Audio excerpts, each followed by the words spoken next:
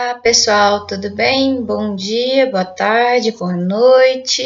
O ponto positivo das nossas aulas online é que vocês podem assistir a qualquer hora do dia, né? E hoje nós vamos falar um pouquinho, dando sequência ao raciocínio que nós começamos a tratar na última aula, aos deveres de partes e procuradores assegurados previstos a partir do artigo 77 do Código de Processo Civil. Nós vamos falar hoje, sobretudo, dos deveres que envolvem lealdade, cooperação e boa-fé, ligados à prática de ato atentatório à dignidade da justiça e condutas de litigância de má-fé. Existem outros deveres, outras condutas que vão importar, por exemplo, em pagamento de honorários, gratuidade de justiça e etc., que estão nessa seção também do Código de Processo Civil, mas que a gente vai estudar um pouquinho mais para frente, nas próximas aulas. Hoje a gente vai tratar especificamente dos deveres de lealdade, probidade e boa-fé, que vão gerar a prática de ato atentatório e litigância de má-fé. Além disso, pessoal, a gente vai falar um pouquinho de litisconsórcio também. Beleza? Falamos na última aula, só lembrando um pouquinho a respeito das partes e dos seus procuradores e do que é necessário para ser parte. Capacidade de ser parte, capacidade processual, capacidade postulatória. Falamos também de representação das partes por seus procuradores, advogados privados, advogados públicos no tocante à advocacia do Estado, defensores públicos e Ministério Público. Falamos um pouquinho de procuração e agora vamos entrar basicamente no que dispõe os artigos 77 até o 81. Depois vamos falar um pouquinho de litisconsórcio. Então vamos lá, pessoal, começando pela abordagem do que fixa o artigo 77 do Código de Processo, que vai tratar um pouquinho dos deveres ligados à observância de lealdade processual, probidade e proteção da confiança. Esses princípios estão diretamente relacionados àquilo que vocês estudaram como boa-fé processual no semestre passado e a dimensão cooperativa do contraditório, que abomina condutas protelatórias, procrastinatórias, que impeçam a regular tramitação do procedimento, que impedem a prestação do serviço jurisdicional de qualidade e a aplicação do devido processo, no caso, para que o litígio seja resolvido da melhor forma possível. A atuação processual leal, proba, de boa-fé, é uma atuação processual honesta, que não falta com a verdade, que é reta, que abomina qualquer tipo de conduta que, de alguma forma, impeça que o judiciário realize a devida atuação dele e aplique o direito, o ordenamento jurídico ao processo. Então, os princípios da lealdade, da boa-fé, eles de alguma forma tentam impedir condutas que fraudem, que tumultuem o procedimento, que criem algum tipo de embaraço, que pratiquem inovação legal, que prejudiquem de alguma forma a parte contrária, dificultando a prestação jurisdicional. Bom, condutas, portanto, que estejam em desacordo com o princípio da lealdade, que é esse princípio que impõe à parte o dever de dizer a verdade, de não alterar os fatos, de não adotar condutas que atrasem o trâmite do procedimento. As condutas que vão estar contrárias a este princípio estão regulamentadas a partir do artigo 77. E o que esse artigo 77 diz? Ele diz assim, além de outros previstos nesse código, são deveres das partes, de seus procuradores e de todos aqueles que de alguma forma participem do processo. Então vejam, o dever de lealdade, de boa-fé, de probidade, de retidão, de honestidade, ele é um dever não somente das partes, mas também dos procuradores que atuam na representação das partes e de todos aqueles sujeitos processuais que de alguma forma participam do procedimento. Eles têm o dever de expor os fatos em juízo conforme a verdade, ou seja, não alterá-los no sentido de ter uma litigância estratégica para vencer. Então, as partes não podem mentir, tampouco os seus procuradores com o intuito de obter vitória. Né? Não formular pretensão ou apresentar defesa quando cientes de que estão destituídas de fundamento, então não alterar os fundamentos da defesa indo contra o que a lei diz, né? Ou alterando os fundamentos com o intuito de vencer. Né? Não produzir provas e não praticar atos inúteis ou desnecessários da declaração ou a defesa de direito. Então, de alguma forma, produzir provas com o intuito de alterar a verdade dos fatos ou praticar algum ato inútil, por exemplo, manifestar um recurso quando não é o caso, né? Ficar opondo embargos de declaração com manifesto intuito de procrastinar, de ganhar tempo, de criar embaraços à adequada prestação jurisdicional. Cumprir com exatidão as decisões jurisdicionais de natureza provisória ou final e não criar embaraços à sua efetivação. Então, na medida do possível, né, as decisões judiciais elas precisam ser cumpridas exatamente da forma que o juiz ordena, para evitar que sejam criados tumultos ou embaraços à prestação jurisdicional. Declinar no primeiro momento que lhes couber falar nos autos o endereço residencial ou profissional onde receberão intimações, atualizando essa informação sempre que ocorrer qualquer modificação temporária ou definitiva. Então, sempre que acionada, pessoal, é de bom tom e preserva a lealdade processual que a parte indique qual é o endereço atualizado dela, né? Então, sempre que houver necessidade de se realizar intimações pessoais, o endereço das partes precisa estar desatualizado, sob pena de que as intimações enviadas para o endereço declarado por ela, se ela não corrige, mudou de endereço e não avisa o judiciário que está mudando de endereço, as intimações enviadas para o endereço antigo, informado nos autos, serão reputadas válidas, e essa é uma consequência nada positiva para a parte, né? Ainda está de acordo com a lealdade, conduta que não pratique inovação ilegal no estado de fato, de bem ou de direito litigioso. Então, por exemplo, se eu tenho uma demanda, um litígio, uma ação judicial sobre determinado bem que está sob a minha guarda, eu tenho que atuar para que o estado de fato dele seja preservado. Eu não posso adotar condutas que destruam aquele bem, eu não posso vender, eu não posso destruir aquele bem, porque isso é inovação ilegal no estado de fato da coisa e ela está sob litígio, né? Então, todas essas condutas processuais que de alguma forma violem essas diretrizes do artigo 77, alterem a verdade dos fatos, não exponham a pretensão ou defesa conforme os fundamentos previstos em lei, né, produzam provas com o intuito de alterar a verdade dos fatos, uma conduta que venha a descumprir a decisão judicial proferida no caso, a parte que não deixa de indicar o endereço dela quando é acionada, ou que pratique algum tipo de inovação no estado de fato das coisas que estão sob litígio, ela pratica uma conduta improba,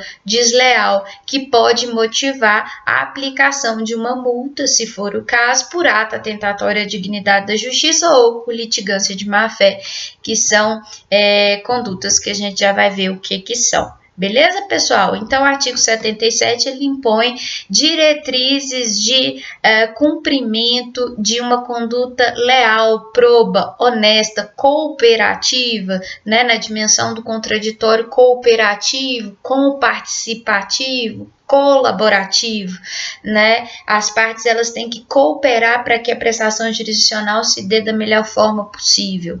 ok? Seguindo ainda na redação do artigo 77, o parágrafo 1º vai dizer assim: nas hipóteses dos incisos 4º e 6, o juiz advertirá qualquer das pessoas mencionadas no caput de sua conduta que esta poderá ser punida como ato atentatório à dignidade da justiça. Vejam só, pessoal, o que esse dispositivo estabelece. Ele estabelece que duas situações, que é a de cumprir com exatidão as determinações jurisdicionais de natureza provisória ou definitiva e ainda a de não praticar inovação ilegal no estado de fato do bem ou do direito litigioso, são condutas que necessariamente têm que ser observadas pelas partes sob pena de essas praticarem atos atentatórios à dignidade da justiça. O que é um ato atentatório à dignidade da justiça? É um ato que impede que o judiciário realize regularmente a sua atuação, ou seja, aplique o direito ao caso concreto, né? São atos que geralmente dizem respeito a tentativas de impedimento do cumprimento de ordem judicial, fraude, tumulto processual, a criação de embaraços, né? A prática de inovações ilegais no sentido de destruição de coisas que estão sob litígio, o ato de prejudicar a parte contrária. Esses atos, pessoal, são atos que são chamados de atos que atentam contra o poder judiciário e, por isso, atos atentatórios à dignidade da justiça. Percebam que o artigo 77 ele elenca duas situações que se configuram atos atentatórios à dignidade da justiça: o inciso 4º e o inciso 6º, ou seja, o fato da parte deixar de cumprir decisões jurisdicionais ou o fato da parte destruir coisas que estão sob litígio são consideradas condutas de ato atentatório à dignidade da justiça. Quando o juiz verifica que essas condutas estão ocorrendo nos autos, ou seja, que as partes estão deixando de cumprir as decisões judiciais ou que uma das partes está violando uma ordem judicial ou mesmo destruindo coisas que estão sob litígio, né, deteriorando essas coisas, o que ele tem que fazer? Ele tem que advertir a parte responsável pela conduta de que a conduta dela pode ser punida como ato atentatório à dignidade da justiça. E por que ele tem que advertir primeiro? Porque existe a possibilidade de aplicação de uma multa e a parte não pode ser simplesmente surpreendida com a aplicação dessa multa. E de quanto é essa multa?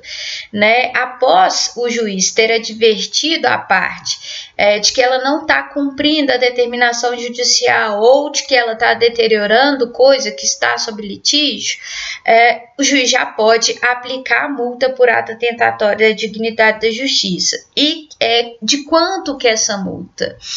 Essa multa, pessoal, ela é de até 20% do valor objeto da condenação pretendido na condenação, e ela pode ser estabelecida de acordo com a gravidade do ato ou fato praticado pela parte. Vejam só o que diz o parágrafo 2º. A violação do disposto nos incisos 4º e 6º constitui ato atentatório, devendo o juiz, sem prejuízo das sanções criminais, civis e processuais, aplicar ao responsável multa de até 20% do valor da causa, de acordo com a gravidade da conduta. Perdão, eu falei valor da condenação é valor da causa. A gente já discutiu quando falávamos dos requisitos da petição inicial, que a petição inicial exige, como um dos requisitos obrigatórios, a atribuição do valor de causa, que corresponde ao benefício econômico pretendido pelo litigante. Não é isso? Então, vejam, as condutas que constituem ato atentatório à dignidade da justiça, ou seja, o fato da parte descumprir ordem judicial ou de violar estado de fato da coisa sob litígio, vai importar que ela pague, segundo ordem do juiz, uma multa de até 20% que incide sobre o valor da causa, sobre o valor que foi atribuído à causa, ou seja, sobre o benefício econômico pretendido por ela. E esse valor de até 20% ele pode ser estabelecido de acordo com a gravidade da conduta. Beleza, pessoal? Além disso, a parte pode ser punida, se for o caso, com pagamento de indenização, a parte contrária, se ela tiver, obviamente, trazido danos à parte contrária, né? E também pode ser até punida criminalmente, se aquilo que ela praticou se configura como crime. Porque percebam que o parágrafo 2º, ele coloca que a aplicação da multa ocorre sem prejuízo das sanções criminais, civis ou processuais cabíveis. Existe uma outra sanção processual que, dependendo do caso, pode ser cabível também, que é uma outra multa chamada de litigância de má-fé, que a gente já vai ver mais para frente, tá? O parágrafo 3º diz assim: não sendo paga no prazo a ser fixado pelo juiz, a multa prevista no parágrafo 2º será inscrita como dívida ativa da União, do Estado, após o trânsito em julgado da decisão que a fixou, e sua execução observará o procedimento de execução fiscal, revertendo-se aos fundos do artigo 97. O que esse dispositivo diz, basicamente? Ele nos indica duas coisas. Quem é o responsável pelo pagamento da multa? O responsável pelo pagamento da multa é a parte que praticou a conduta de descumprir a decisão judicial ou de inovar no estado de fato da coisa, de deteriorar a coisa que está sob litígio. Então, quem paga a multa não é o advogado, é a parte, é ela que é responsabilizada, ok? Pelo fato de ela ter praticado conduta desleal. E para quem é revertida, para quem vai essa multa? A multa é paga para a parte contrária? Não. A multa por ato atentatório, como o próprio nome indica, ela é paga ao judiciário. Ela é revertida em proveito do Estado, se a gente está falando de justiça comum estadual, ou revertida em proveito da União, se a gente está falando de processo que tramita lá na Justiça Federal, na Justiça Comum Federal. Beleza, pessoal? Então, a multa é revertida em face do judiciário, já que o que se está violando é a dignidade do judiciário. É uma conduta que viola o devido processo e a atuação do judiciário, portanto, a multa vai ser paga para o judiciário. E se a parte não pagar espontaneamente, essa multa é inscrita na dívida ativa e o procedimento para cobrá-la é o de execução fiscal, funciona como uma execução de tributo, beleza? Essa multa por ato atentatório à dignidade da justiça, ela pode ser aplicada em conjunto com outras multas, porque o Código estabelece uma série de outros casos que também podem constituir como prática de ato atentatório à dignidade da justiça. Exemplo, na fase de cumprimento de sentença, que é uma fase de execução, que a gente vai estudar no 7º período, a partir do momento em que o sujeito tem uma sentença contra ele que o obriga ao pagamento de uma determinada quantia, se essa quantia não for paga espontaneamente por ele, o credor da quantia vai iniciar um procedimento de execução forçada em face desse sujeito. Esse sujeito vai ser convocado a pagar. Se o inadimplemento dele persistir, ou seja, se ele não efetuar o pagamento voluntário dentro do prazo assinalado por lei, que é de 15 dias, uma outra multa é aplicada por descumprimento da intimação. Essa multa também é uma multa por ato atentatório, é uma multa de 10%. Né? Então, se for o caso, por exemplo, do juiz já ter aplicado uma multa de 20%, porque o sujeito descumpriu ordem judicial no início do processo, isso impede que seja aplicada a multa de 10% da fase de cumprimento de sentença? Não impede. As multas podem ser cumuladas, beleza? Um outro exemplo de ato atentatório à dignidade da justiça são aquelas condutas previstas no artigo 774 do Código de Processo Civil, que trata de situações que, de alguma forma, atrasam ou violam a lealdade processual na fase de execução. Por exemplo, se o executado ele é intimado para indicar bens a penhora e deixa de indicar, ele pratica ato atentatório à dignidade da justiça. Se o executado frauda a execução, ele pratica ato atentatório à dignidade da justiça. Fraude à execução nada mais é do que vender bens se tornando insolvente quando existe existe processo de execução em curso em face do sujeito, né? Essas condutas também são atos, configuram atos atentatórios à dignidade da justiça e podem ser punidas, obviamente, com a multa prevista em lei. Nesse caso do 774, a multa é de 20%. E aí, só uma observação, pessoal, essas condutas previstas no artigo 77, dos incisos 4º e 6º, a multa fixada é revertida em proveito do Estado, como a gente disse. Já as multas da fase executiva, no cumprimento de sentença, que é a multa dos 10% quando o executado não cumpre voluntariamente a obrigação quando intimado, que é uma multa prevista lá no 523, parágrafo 1º, e a multa do 774, que a gente fez referência agora, da fraude à execução, do executado não indicar bens e penhora, são multas que são revertidas em favor da parte contrária, ok? Mas vamos combinar, a regra é que, tendo o ato atentatório, a multa é revertida em proveito do Estado. É só se a lei dispor que a multa vai ser revertida em face da parte contrária, que ela, obviamente, vai ser paga para a parte contrária. Caso contrário, a regra geral é de que a multa seja revertida em face do Estado, beleza? O parágrafo 5º do 77 vai dizer que, quando o valor da causa for muito pequenininho, irrisório ou inestimável, por exemplo, R$2, R$1, R$200, R$100 que seja, a multa por ato atentatório ela pode ser fixada em até 10 vezes o valor do salário mínimo. O salário mínimo hoje é de R$1.054, R$1.048, sei lá. Enfim, R$1.000, suponhamos, a multa pode ser de até R$10.000, 10 vezes o valor do salário mínimo nas causas de valor inestimável, já que o valor da multa é fixado sobre o valor da causa, como a gente já comentou.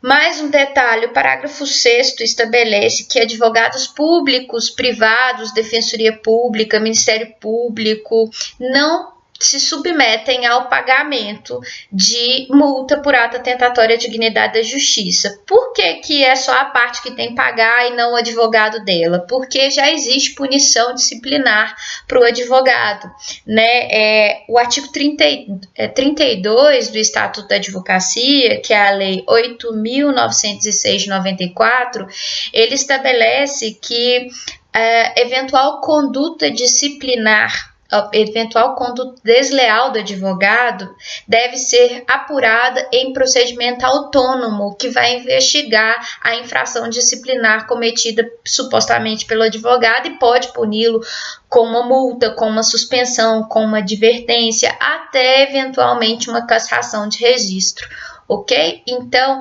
tanto essa questão dos advogados não poderem ser responsabilizados pelo pagamento de multa vale tanto para os advogados privados quanto para advogados públicos, membros da Defensoria Pública e do Ministério Público, que também vão poder ser punidos disciplinarmente conforme a legislação que rege a carreira. Estou falando aqui dos advogados privados porque é o que mais nos importa, né? Para eles, existe o procedimento previsto no artigo 32 da Lei 8.906, como eu disse, para prever a aplicação de sanções disciplinares e, eventualmente, até o pagamento de multa, ok? Bom, quando se tratar de conduta prevista lá no artigo 77, inciso 6º, ou seja, quando a parte altera o estado de fato da coisa, destrói coisas que estão sob litígio, o juiz, além de aplicar a multa, ele deve determinar que se deu restabelecimento da situação anterior. Além disso, ele pode, para que a parte se sinta estimulada a restabelecer o estado de fato da coisa, ele pode proibir a parte, enquanto ela não contorna a situação, de falar nos autos, né? Então, a gente chama isso de purgar o atentado. Essa conduta de violar o estado de fato da coisa é chamada de atentado, né? Porque a parte está destruindo coisas, atentando contra o poder judiciário. Então, ela pratica atentado. E até que o atentado seja purgado, corrigido, a parte pode ser proibida de falar nos autos. Por fim, o parágrafo 8º do 77 estabelece que o representante judicial da parte não pode ser compelido a cumprir decisões no lugar dela, já que o direito discutido é da parte, não do representante. Logo, o representante não pode cumprir decisões judiciais suprindo conduta da parte, a parte que tem que cumprir, ok? Então, basicamente, pessoal, é isso. A multa, ela é praticada como um ato aplicada como um ato de admoestação, ou seja, de advertência para o litigante que pratica atos atentatórios à dignidade da justiça, com o intuito de puni-lo e de também prevenir a prática de atos posteriores, que também tem um sentido de protelar, de procrastinar, de não atuar de boa fé de maneira cooperativa, ok? O emprego de expressões ofensivas também é proibido. Vejam só o que o artigo 78 diz. É vedado às partes, a seus procuradores, aos juízes e membros do Ministério Público ou da Defensoria, ou a qualquer pessoa que participe do processo, empregar expressões ofensivas nos escritos apresentados. Quando as expressões ofensivas ou condutas ofensivas forem manifestadas oral ou presencialmente, o juiz deve advertir o ofensor de que não deve usá-las ou repeti-las sob pena de lhe ser cassada a palavra. De ofício a requerimento, o juiz determinará que as expressões ofensivas sejam riscadas. Então, percebam, pessoal, que essas condutas de ofender a parte contrária, de utilizar expressões de baixo calão ou de utilizar expressões que sejam ofensivas, ela também pode ser objeto de advertência e pode servir para cassar a palavra das partes. Ok, pessoal? Dando sequência aí, a gente entra dentro da chamada litigância de má-fé, que está prevista nos artigos 79, 80 e 81, que vai tratar da responsabilidade das partes por dano processual. Vejam só o que o 79 prevê. Responde por perdas e danos aquele que litigar de má-fé como autor ou interveniente. O que é a litigância de má-fé, pessoal? É uma litigância que prejudica os interesses da parte contrária porque é mentirosa, porque altera a verdade dos fatos ou adota algum tipo de conduta que não corresponde ao dever de dizer a verdade, com o intuito de prejudicar a parte contrária exclusivamente. Então, percebam, enquanto o ato atentatório ele prejudica a atuação do judiciário, a litigância de má-fé é um ato que altera a verdade dos fatos para prejudicar a parte contrária. E essa é a diferença entre ato atentatório e litigância de má-fé. O litigante de má-fé, ele atua maliciosamente, com deslealdade, com desonestidade, com o intuito exclusivo de prejudicar a parte contrária, ok? As condutas que vão implicar em litigância de má-fé, já que o que se presume é boa fé e não má fé, elas estão taxativamente descritas no artigo 80. Então, a gente não pode sair inventando motivos que justifiquem má fé do litigante, né? A gente não pode sair inventando litigância de má fé. Litigância de má fé são só e taxativamente aquelas hipóteses previstas no artigo 80. São só essas hipóteses previstas no artigo 80. Se o litigante, parte contrária,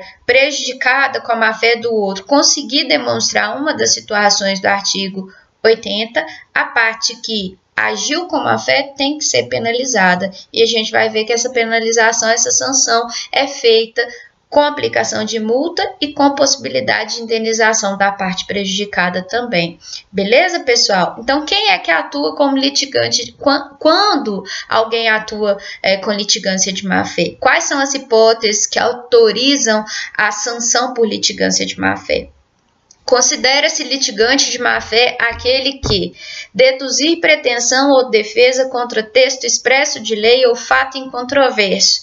Então, se uma das partes deduz a sua pretensão, formula os seus pedidos ou apresenta defesa contra texto expresso da lei ou contra fato que está incontroversamente provado nos autos, ou seja, não se tem dúvida da existência dos fatos, porque eles estão comprovados por documentos nos autos, é inconteste a existência dele, mesmo assim a parte tenta desmentir, ela pode ser punida pela prática de litigância de má-fé, uma vez que ela está mentindo, alterando a verdade dos fatos. Então, quando alguém deduz pretensão contra texto expresso de lei, na inicial ou na defesa, ou quando contesta fato incontroverso, altera a verdade dos fatos, ela pode ser considerada litigante de má-fé, ok?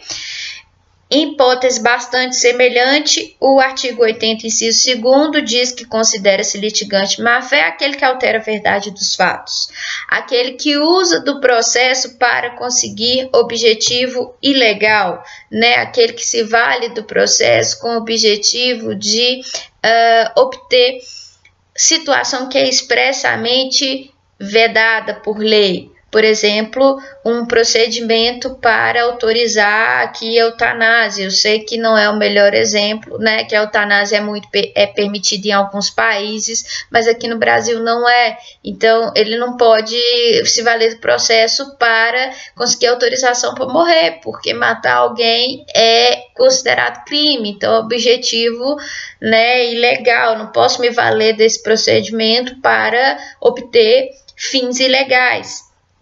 Não é possível também, considera-se também litigante de má-fé aquele que opõe resistência injustificada ao andamento do processo, ou seja, fica adotando condutas, retirando os autos em carga ou deixando de cumprir determinações judiciais com o intuito de travar o andamento do procedimento, também pode ser considerado litigante de má-fé. Aquele que procede de modo temerário em qualquer incidente do processo, aquele que provoca incidente manifestamente infundado, aquele que interpõe recursos com intuito manifestamente protelatórios. Então, se a parte ela eventualmente sai interpondo recurso um atrás do outro, com o intuito de atrasar o procedimento sem nenhuma razão de ser, ela pode ser considerada litigante de má-fé, beleza? E o que essa litigância de má-fé implica em termos de sanção? Da má-fé do litigante resulta o dever de indenizar a parte contrária por eventuais perdas e danos suportados pela parte contrária, além do pagamento de multa, né, que também vai ser imposta nesse caso aqui. A conduta ela tem que se encaixar em uma das hipóteses previstas no artigo 80, que são taxativas. A gente não pode sair inventando hipóteses fora do 80, beleza? Quando ocorre a prática de uma dessas condutas do artigo 80, fala-se na existência de ilícito processual. E para que esse ilícito processual seja penalizado, é necessário que haja a demonstração da existência da conduta. Então, a conduta da parte tem que se enquadrar numa daquelas situações do artigo 80, e além disso, eu tenho que demonstrar que houve intenção da parte contrária de prejudicar a outra, né, da parte litigante má-fé, de prejudicar a outra, porque o elemento subjetivo representado pela culpa, aí no sentido de imprudência, de negligência ou de imperícia, e mesmo de dolo, né, de vontade, de intenção de prejudicar, ele é exigido para a configuração da má-fé, né? Já que o que se presume é a boa-fé e não a má-fé. Logo, a má-fé precisa ser demonstrada, né? É necessário que haja demonstração de culpa ou de dolo na conduta de má-fé. Beleza, pessoal? Já o dano só é exigido quando eu tenho intenção de, além da multa, solicitar a reparação do dano provocado à parte contrária. Para aplicação da multa, o que eu preciso demonstrar é o enquadramento da conduta da parte litigante de má-fé numa daquelas situações do artigo 80 com a culpa dela, né? A culpa ou o dolo, o elemento subjetivo. Já o dano em si, eu não preciso demonstrar para poder aplicar multa. Para poder aplicar a multa, essa é a posição do STJ atual. Contudo, para poder responsabilizar a parte que praticou a conduta de má-fé pelo prejuízo suportado pela parte contrária, a gente tem que demonstrar dano, porque aí a gente já está falando de responsabilidade civil, e na responsabilidade civil o mínimo que a gente tem que comprovar é conduta, dano e nexo de causalidade. Nessa conduta eu posso exigir ou não a demonstração de culpa, né? Mas no caso aí da aplicação da multa por si só, não preciso demonstrar dano. Já para que a parte que praticou litigância de má-fé seja condenada à reparação de dano suportado pela parte contrária, basta que a gente demonstre a conduta dela de litigância de má-fé, o dano causada à parte contrária e o nexo de causalidade entre um e outro. Beleza, pessoal? O artigo 81 vai dizer assim: de ofício a requerimento, o juiz condenará o litigante a pagar multa que deverá ser superior a 1 e inferior a 10% do valor corrigido da causa e a indenizar a parte pelos prejuízos que esta sofreu, além de arcar com honorários de advocacia, advocatícios e com todas as despesas que efetuou. Então, vejam só, se uma das partes pratica uma daquelas condutas do artigo 80, no que ela pode ser punida? O juiz vai condená-la ao pagamento de multa que vai ser calculada vai ser fixada de 1 até 10% do valor corrigido que é atribuído à causa, do benefício econômico pretendido na causa. Então, a multa é de 1 até 10% do valor corrigido da causa e, além disso, a parte pode ser penalizada com o pagamento de indenização à parte contrária. Essa indenização decorre dos prejuízos suportados pela parte contrária. Além disso, a parte litigante de má-fé ainda pode ser condenada ao pagamento de honorários advocatícios e ao reembolso de todas as despesas que a parte contrária efetuou em razão do processo. Dando um exemplo aqui, pessoal, que há pouco tempo foi decidido pelo STJ, imaginem o seguinte caso. Um sujeito ingressou com uma ação contra as lojas Riachuelo, dizendo que nunca tinha contraído cartão de crédito, nunca tinha contratado cartão de crédito lá das lojas Riachuelo. Essas lojas C&A, Riachuelo, Pernambucanas, enfim, elas frequentemente têm uma espécie de cartão de crédito próprio, né, da própria loja para a pessoa fazer compra lá. Então, o sujeito ingressou com uma ação contra as lojas Riachuelo, dizendo que as lojas Riachuelo tinham inserido o nome dele no SPC Serasa porque ele estava em débito com o cartão de crédito que ele nunca contratou. Ele disse que nunca contratou esse cartão de crédito, ok? E que alguém tinha provavelmente feito se passar por ele e contraído o cartão em nome dele, mas o cartão não era dele, logo a dívida não era dele e a negativação era indevida. O que aconteceu, pessoal? Ao longo do procedimento, ele ajuizou a ação. Ao longo do procedimento, o juiz inverteu os ônus da prova e determinou que a Riachuelo exibisse prova da contratação do cartão. A loja apresentou o contrato que foi celebrado de cartão de crédito entre o autor, supostamente entre o autor e as lojas. E aí tinha a assinatura do sujeito lá. O sujeito pediu perícia, dizendo que a assinatura não era dele, uma conduta processual arriscada, né? O que o perito falou? A assinatura é dele sim.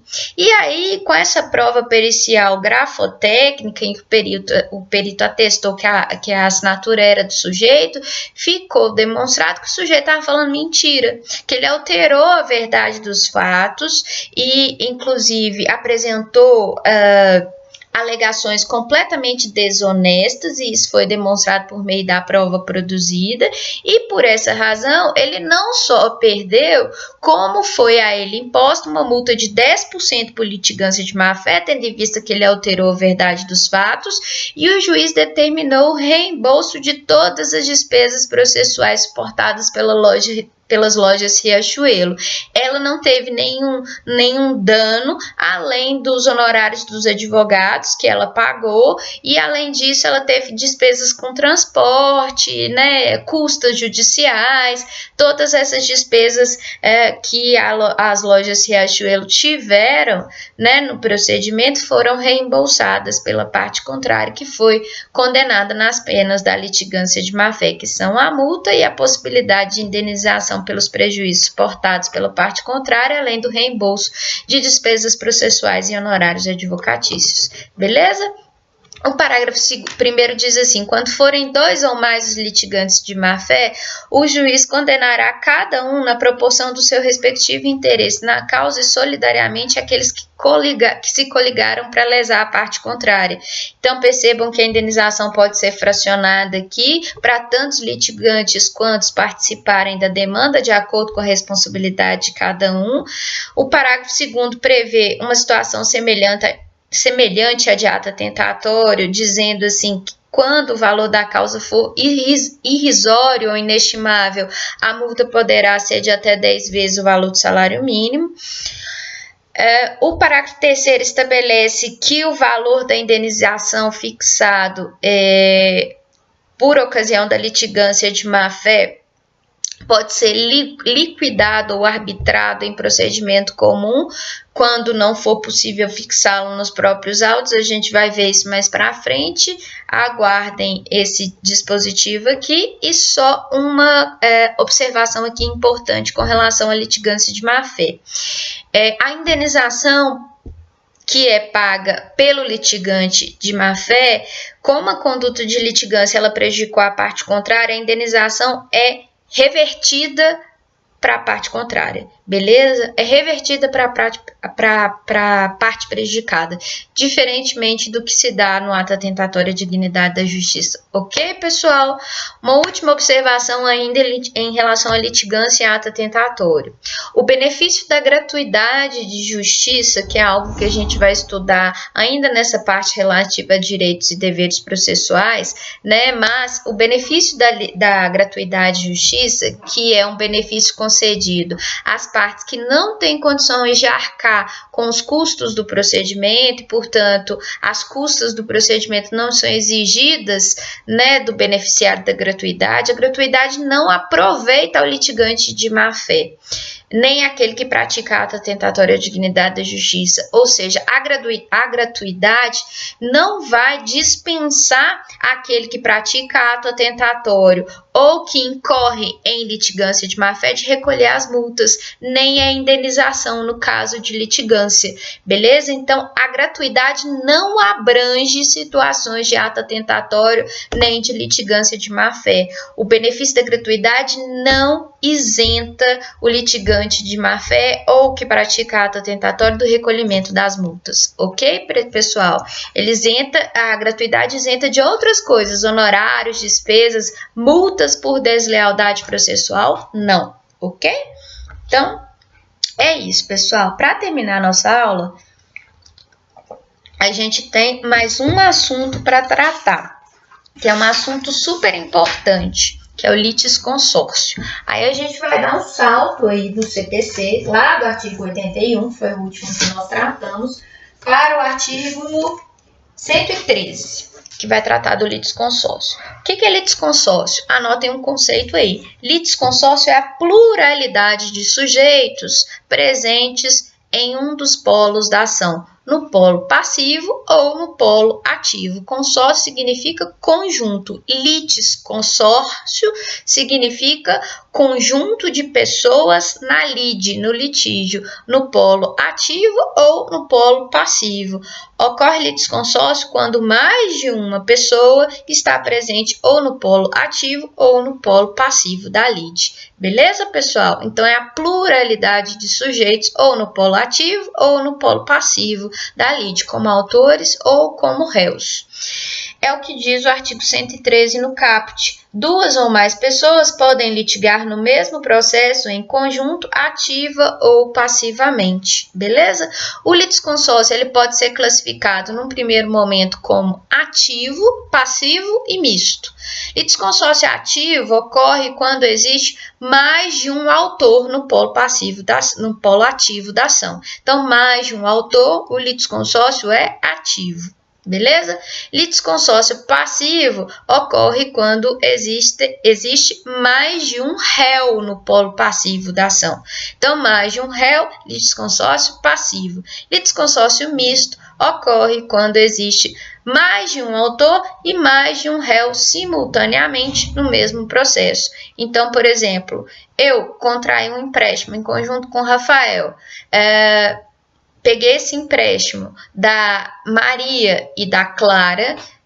Se eu e Rafael descumprirmos a obrigação e não pagarmos o valor emprestado, Maria e Clara podem ajuizar uma ação de cobrança concomitante contra mim e Rafael. Eu tenho aí um litisconsórcio misto, porque eu vou ter duas autoras e dois réus ao mesmo tempo. Beleza? O litisconsórcio pode ainda se classificar em inicial e ulterior. O litisconsórcio inicial é aquele que se forma desde a petição inicial. Então, eu, Camila, ingressei com uma ação em conjunto com o Rafael contra o Fernando. Percebam que o litisconsórcio ativo entre dois autores foi formado na própria petição inicial. Agora, existe a obrigação do litisconsórcio ser formado na petição inicial? Não. Pode ser que o litisconsórcio eventualmente seja formado no curso do processo. É aí que vem a segunda classificação. O litisconsórcio ulterior é aquele que é formado ao longo do procedimento, após a distribuição da petição inicial.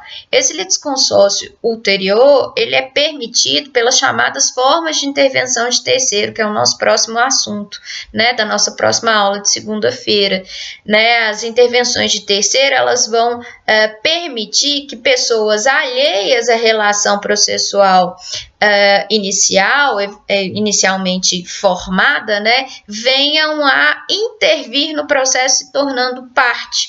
Por exemplo, no caso de devedores solidários de uma obrigação indivisível.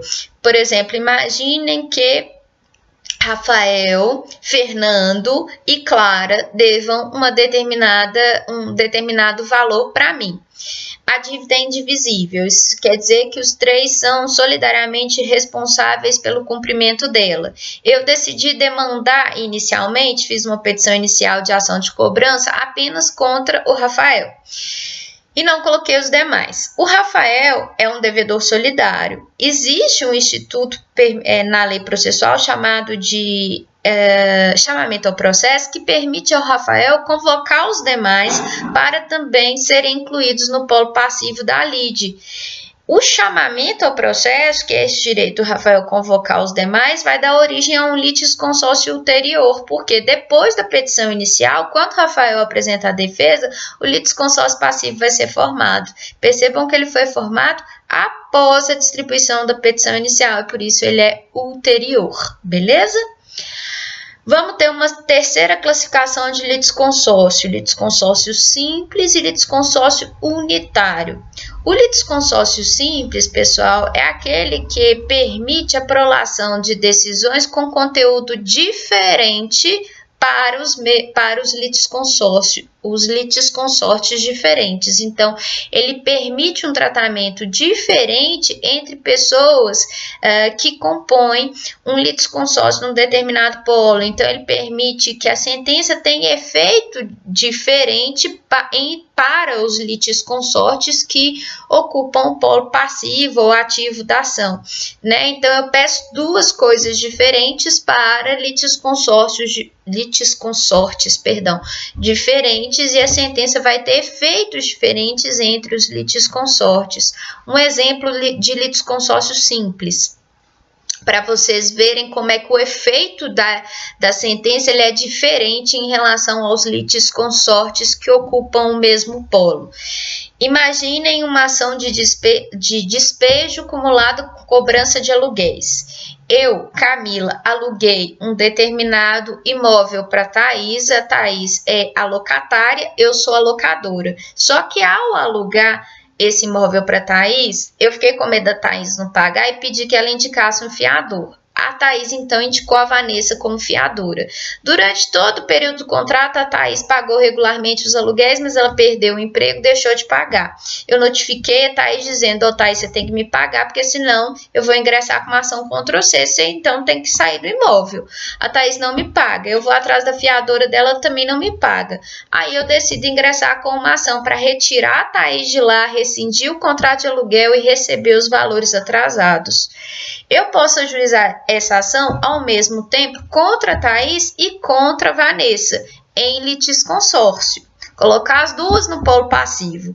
Mas percebam, eu vou ter um pedido contra a Vanessa, contra a Thaís, e outro pedido contra a Vanessa. Contra a Thaís, eu vou pedir que o contrato seja rescindido, que além disso ela seja despejada do imóvel e que também ela seja condenada ao pagamento dos valores. Com relação à Vanessa, eu só posso solicitar que o juiz determine para ela a condenação ao pagamento dos valores atrasados, porque ela só deve a obrigação de pagar, ela não mora no imóvel, ela não celebrou o contrato comigo, então para ela é só obrigação de pagamento mesmo. Percebam que o tratamento vai ser diferente. Esse é um tipo de litisconsórcio simples, eu peço coisas diferentes. As partes litisconsortes, elas são tratadas de forma diferente, tá? É o que diz o artigo 115, parágrafo 2º, vejam só. A sentença de mérito, quando proferida sem integração do contraditório, será ineficaz nos outros casos apenas para os que não forem citados. Então, no litisconsórcio simples, como eu tenho sentenças com conteúdos diferentes para litisconsortes diferentes que ocupam o mesmo polo, se eu deixo de citar uma dessas pessoas, tendo em vista que o litisconsórcio não é obrigatório, né, a sentença vai ser ineficaz em relação à pessoa que não foi citada. Por exemplo, era obrigatório eu ter colocado a Vanessa fiadora na ação de despejo? Não, eu coloco a Vanessa porque é uma garantia a mais de pagamento para mim. Mas se eu não tivesse incluído a Vanessa no polo passivo da ação, teria problema? Não, porque o litisconsórcio é facultativo. E além disso, se eu não chamo a Vanessa para compor o polo passivo, a sentença vai ser ineficaz em relação à Vanessa. Ela não vai ter qualquer eficácia em relação à fiadora que não participou da lide, justamente porque os efeitos são diferentes. Ok, pessoal? Litisconsórcio unitário. Litisconsórcio unitário é aquele que permite a prolação de sentença com conteúdo idêntico para todos os litisconsórcios que compõem determinado polo.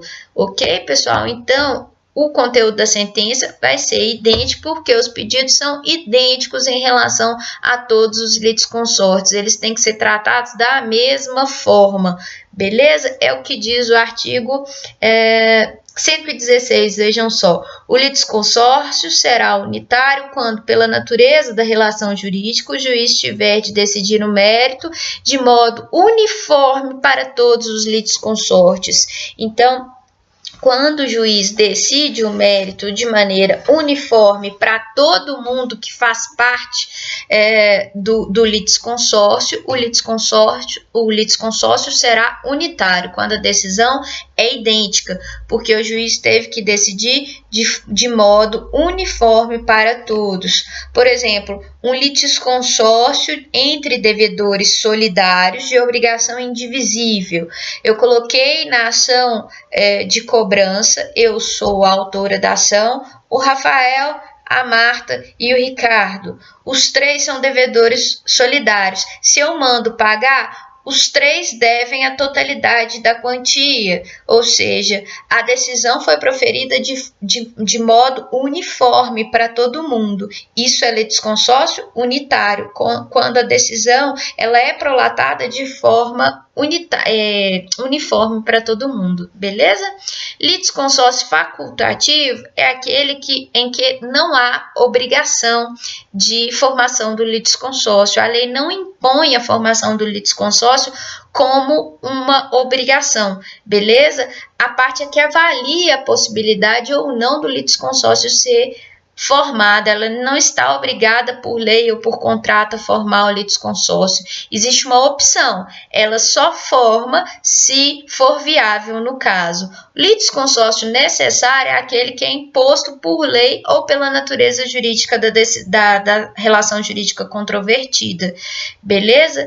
Então, o necessário é aquele que a lei obriga ou o contrato, a relação jurídica obriga a formação, sob pena de nulidade, e o facultativo é aquele que eu posso formar, só se eu quiser, eu não sou obrigada a formar.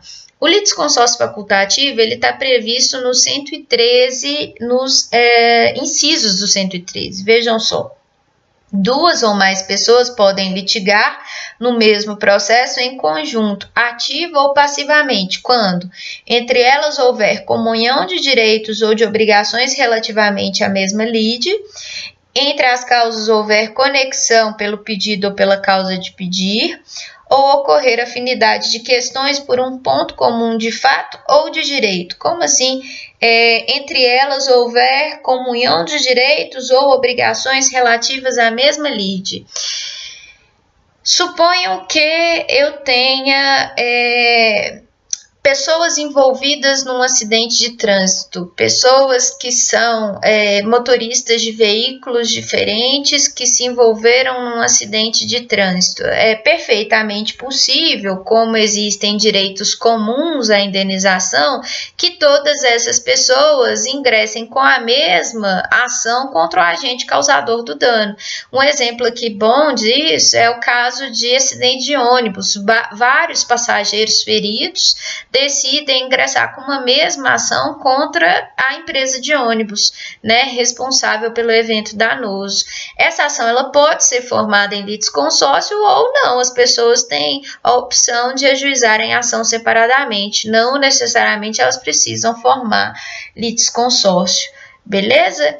Quando entre as causas houver conexão pelo pedido ou pela causa de pedir. Imaginem que o meu filho queira investigar a paternidade do pai dele, queira alimentos também. Percebam que as pretensões elas são conexas pela causa de pedir. Existência de indicativo de paternidade. Só que os pedidos são diferentes, né? Um é de investigação de paternidade, o outro é de alimentos. Eu posso reunir na mesma ação as duas pretensões ou não. Imaginem que eu vá solicitar alimentos também em face dos meus avós. É claro que a obrigação alimentar em face dos avós, ela tem que ser, ela é considerada subsidiária, é só se meu pai não tiver condição de pagar. Eu posso reunir numa mesma ação investigação de paternidade com alimentos e colocar meus avós? Ora, se eu verificar que o caso não vai trazer tumulto demais, é possível. É um litisconsórcio obrigatório? Não, ele não é obrigatório. E percebam aí que ele vai ser simples, porque os pedidos têm que ser diferentes, logo os litisconsórcios vão ser tratados de maneira diferente, né? A responsabilidade do meu pai é uma, com relação à investigação e os alimentos, e a dos meus avós é outra. Se o meu pai for considerado pai, os meus avós podem ter obrigação de me pensionar e eles só vão ter obrigação de me pensionar se o meu pai não tiver condições de pagar os alimentos. Então, às vezes, o litisconsórcio não é muito viável, porque pensa o tumulto que isso vai dar. Mas existe conexão que possibilita a formação do litisconsórcio? Existe, apesar de não ser o caso mais adequado para formar litisconsórcio. E por fim, pessoal, o inciso 3º diz que o litisconsórcio facultativo também é possível quando ocorrer a afinidade de questões por um ponto comum de fato ou de direito. Imaginem que por exemplo, ocorrer afinidade de questões por um ponto comum de fato ou de direito. Imaginem que vários litigantes aí sejam vítimas de um dano ambiental praticado por uma empresa. Vejam, o ponto de fato comum é o dano, é o acidente ambiental que foi motivado por uma conduta ilícita de uma empresa, por exemplo, da Vale, da Samarco. Essas partes, em razão dessa afinidade por ponto comum, podem optar pela formação de um litisconsórcio numa ação de indenização conjunta, por 2, 3, 4 partes, né? Tem que saber aí se isso também não vai gerar tumulto processual. E na avaliação do litisconsórcio facultativo, sobretudo ativo, né? Na avaliação de que se é viável formar o litisconsórcio ou não, o que tem que ser levado em consideração, sobretudo, pessoal, conforme o disposto nos parágrafos 1º e 2º do 113, é a viabilidade de eu permitir exercício de ampla defesa de contraditório e duração razoável do processo, né? Porque se o litisconsórcio dificultar demais a defesa da parte contrária, o exercício do contraditório pela parte contrária, ou vier atrasar demais o procedimento, isso pode importar num fenômeno chamado de litisconsórcio multitudinário, que pode gerar o direito da parte contrária, prejudicada com a formação do litisconsórcio, solicitar o desmembramento dele. O que é litisconsórcio multitudinário? Basicamente, é o litisconsórcio com muitas pessoas, ou no polo ativo ou no polo passivo da ação. Esse fenômeno se verifica, na maioria das situações, no polo ativo da ação, porque na medida em que eu coloco muitos autores com pedidos diferentes numa mesma ação contra um réu só, eu dificulto demais a defesa do réu. Imaginem o seguinte, eu já tive uma ação uma vez, um mandado de segurança em face da reitoria da Universidade Federal de São João del Rei, que tratava da possibilidade de viabilizar a colação de grau de alguns estudantes de medicina que estavam já aptos para se formar e a universidade entrou em greve. Né? A ação ela foi ajuizada em litisconsórcio ativo com 72 autores. Eram todos alunos de uma mesma turma de medicina da Universidade Federal de São João del Rei.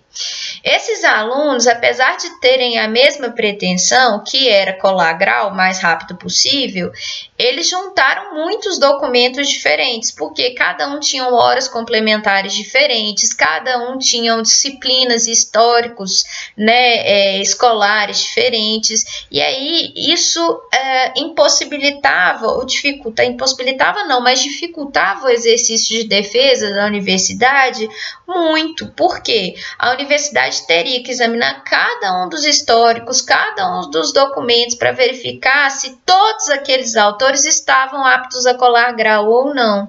E aí essa dificuldade gerada pelo número de documentos motivou um pedido por parte da universidade para o juiz no seguinte sentido: desmembra aí, doutor, excelência, desmembra esse litisconsórcio aí dessa ação zona, né, enorme, permita, excelência, que várias ações sejam criadas.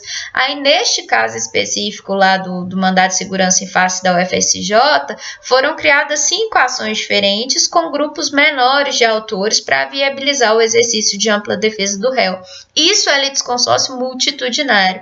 É litisconsórcio com uma multidão de pessoas que dificulta o exercício ou de ampla defesa ou de contraditório, dificulta o tratamento isonômico e viola a duração razoável do processo. E por isso o juiz permite o desmembramento do litisconsórcio para que aquela ação grandona se transforme em várias açõezinhas e possa viabilizar o exercício de garantias processuais fundamentais do réu, beleza? Enquanto a ação não for desmembrada, o prazo para apresentação de defesa se encontra interrompido, ele não se conta, não é contado enquanto as ações pequenas, menores, não forem formadas.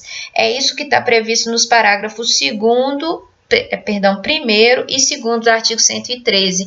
Então, muito cuidado na hora de formar litisconsórcio facultativo com formação de litisconsórcio multitudinário, beleza? Com muita gente, de forma a justificar um pedido de desmembramento da ação por violar ampla defesa, contraditório, isonomia e duração razoável do processo, ok?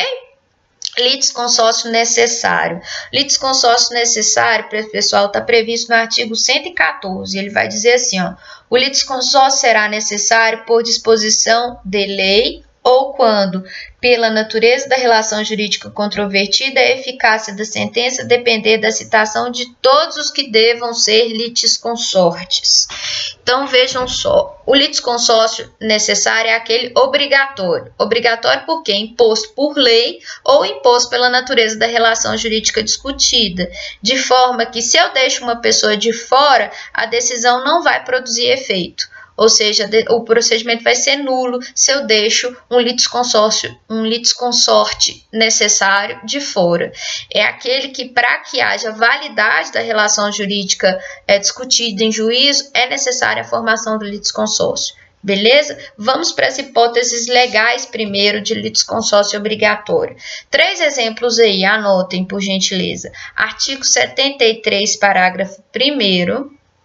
Artigo 246, parágrafo 3º e artigo 574 do Código, todos do Código de Processo Civil. Então, 73, parágrafo 1º, 246, parágrafo 3º e 574 do Código de Processo Civil. Essas 3 são hipóteses de litisconsórcio necessário. A primeira, do 73, a gente já falou na aula passada.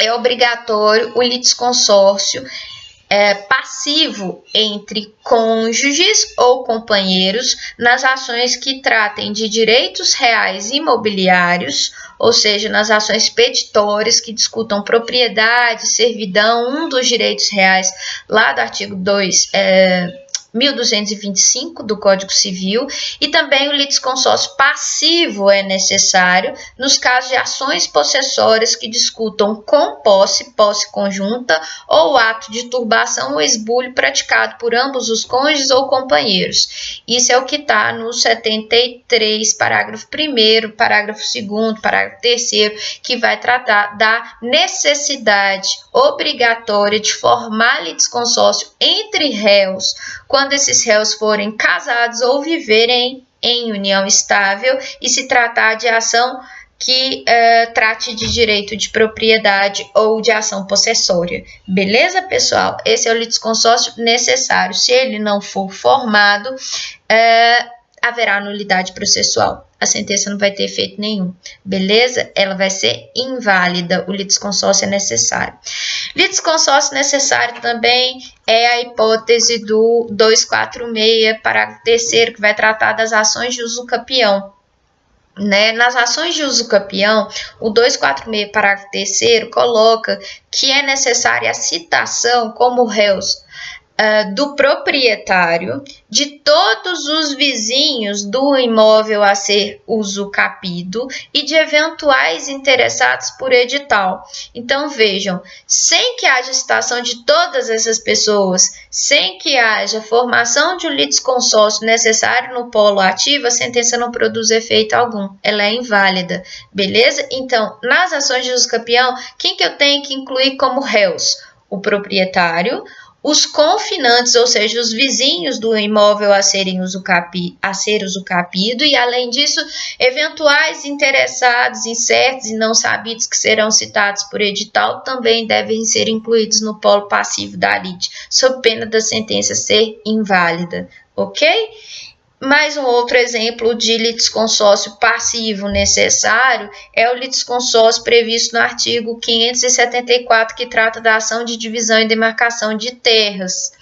Na ação de divisão e demarcação de terras, que é a ação que tem por intuito dividir imóveis em condomínio, imóveis que pertencem a mais de uma pessoa, e além disso delimitar a área, extensão territorial de terras, eu tenho que incluir necessariamente no polo passivo da ação todos os confinantes, todos os vizinhos do imóvel a ser demarcado, e além disso, se tratar de uma ação que tem por intenção dividir e desmembrar, todos os que fazem parte do condomínio também têm que ser incluídos no polo passivo da ação, beleza? Essas são hipóteses de litisconsórcio necessário fixadas em lei, beleza? Necessário, fixadas por lei. Agora, a gente tem litisconsórcio necessário que é fixado contratualmente, sem inclusão daquelas partes em litisconsórcio na lide, a decisão não produz efeito nenhum. Por exemplo, um contrato de financiamento que seja celebrado entre dois devedores e a obrigação não seja indivisível, ela é divisível, tem a parte devida por cada um dos devedores. Para que a sentença na ação de cobrança tenha eficácia, eu necessariamente tenho que incluir os dois, porque senão eu vou receber só de um, né? Então, necessariamente, eu tenho que incluir os dois. Um exemplo, se esses dois devedores, os dois contratantes lá do contrato de financiamento querem questionar a validade de uma cláusula no contrato de financiamento, né? O que eles têm que fazer? Eles podem querem alegar a nulidade de todo o contrato, eles têm que fazer isso em conjunto também, porque o contrato foi celebrado por ambos. Então, a sentença, para ter efeito em relação aos dois, o litisconsórcio tem que ser obrigatoriamente formado por disposição do contrato. Por quê? Porque os dois foram incluídos no contrato. Ok, pessoal? Então, as hipóteses de litisconsórcio obrigatório, necessário, são essas, ou fixadas por lei ou originárias de um contrato que obriga a formação do litisconsórcio, porque senão a decisão não vai ter efeito. Repetindo o disposto no 114, o litisconsórcio será necessário por disposição de lei ou quando, pela natureza da relação jurídica, a eficácia da sentença depender da citação de todos os litisconsórcios. Beleza? Então, todo mundo precisa ser citado aí. Tratamento dos litisconsortes. Como é que a gente faz esse tratamento? Para terminar, encerrar nossa aula. Vejam o 117. Os litisconsortes serão considerados em suas relações com a parte adversa como litigantes distintos, exceto no litisconsórcio unitário, caso em que os atos e as omissões de um não prejudicarão os outros, mas poderão beneficiar. Então, litisconsorte, pessoal, por exemplo, dois réus no polo passivo. Tudo que for pedido de um, né, tudo que for feito para um, não aproveita o outro. Né, os litisconsortes são considerados como litigantes distintos, via de regra. Então, os prazos deles correm autonomamente, né, o tratamento processual deles é feito de forma distinta. Agora, no litisconsórcio unitário, que é aquele em que os litisconsortes devem ser tratados de maneira idêntica, o que um dos litisconsortes deixa de fazer não prejudica o outro. Contudo, se ele tiver uma conduta que venha a beneficiar, essa conduta pode aproveitar o outro. Por exemplo, no litisconsórcio unitário, é permitido que um dos réus recorra e o outro, se ele não recorrer, o recurso interposto por um vai beneficiar os outros, porque o tratamento é uniforme para todo mundo, beleza? Então, no litisconsórcio unitário tem esse fator positivo, que um fizer para beneficiar, pode beneficiar os outros, já que o tratamento tem que ser uniforme, beleza? O 118 diz assim: cada litisconsorte tem o direito de promover o andamento do processo e todos devem ser intimados dos respectivos atos, justamente porque o tratamento processual ele é distinto em relação a cada um dos litisconsortes. Então, todos eles têm que ser intimados individualmente para a prática dos atos, porque os prazos correm individualmente para cada um. Beleza, pessoal? Por fim, a gente ainda tem que ler o 115, que diz assim: a sentença de mérito, quando proferida sem integração do contraditório, será nula se a decisão deveria ser uniforme em relação a todos que deveriam ter integrado o processo. Isso aqui serve para o litisconsórcio necessário, pessoal. Toda vez que o litisconsórcio for necessário e a gente deixar de incluir um litisconsorte necessário, um litisconsorte obrigatório, a sentença vai ser nula, como a gente já falou, né? Então, no litisconsorte necessário, se eu deixo de incluir alguém que a lei me obriga a incluir, a sentença é nula. Por exemplo, nas ações petitórias, ações que discutem propriedade, se eu estou discutindo, por exemplo, numa ação reivindicatória, né, reivindicando a propriedade de alguém, e essa pessoa é casada, eu tenho que incluir ela e o cônjuge dela. Se eu deixar de incluir, a decisão vai ser nula, beleza?